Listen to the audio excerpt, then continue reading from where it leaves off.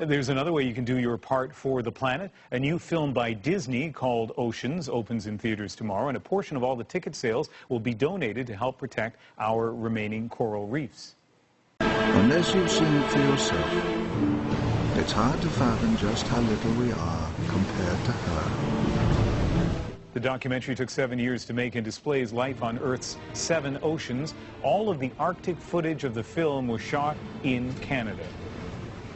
Dixon was the man responsible for making sure the film crew survived the harsh conditions, and I spoke to him earlier about the importance and beauty of Canada's far north. People who have spent time in the north, especially those like you who spend most of the rest of their time in southern Canada, seem enchanted by it. What is it about Canada's Arctic that you love so much? There really is something. We call it the polar bug when you get bitten by it. And I think it's a whole number of things. I think that there's fantastic beauty, the scenery, isolation, having an entire part of the country, hundreds and hundreds of kilometers that may be shared with only a couple hundred people from a community 1,000 kilometers away. The raw beauty of the glaciers and the wildlife and the intimacy of experiencing the wildlife on a private basis. It's really something that just has to be experienced.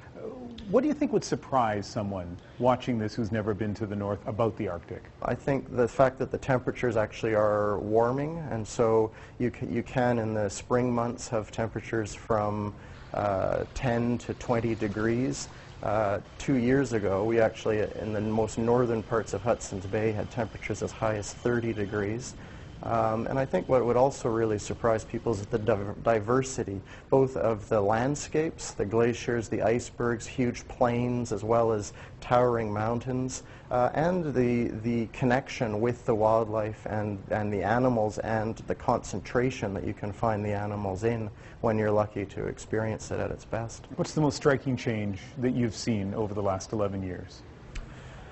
I would say it's the unpredictability. There's been thunderstorms in the high Arctic, in the fall or even in the spring. There's been times where the sea ice very early has started to melt and whales start to move through it, and then all of a sudden it flash freezes again. And so more than it being just warmer or colder, it's actually just more tumultuous. And the Arctic is always about huge powers and forces that are melting the ice, moving the ice, the tides, the moon, the forces. It's a really integral part of life. It moves the animals, and climate change is just one more complicating factor that plays into that. You know, I've heard some of the anecdotes from people who live in the north, but you've visited there.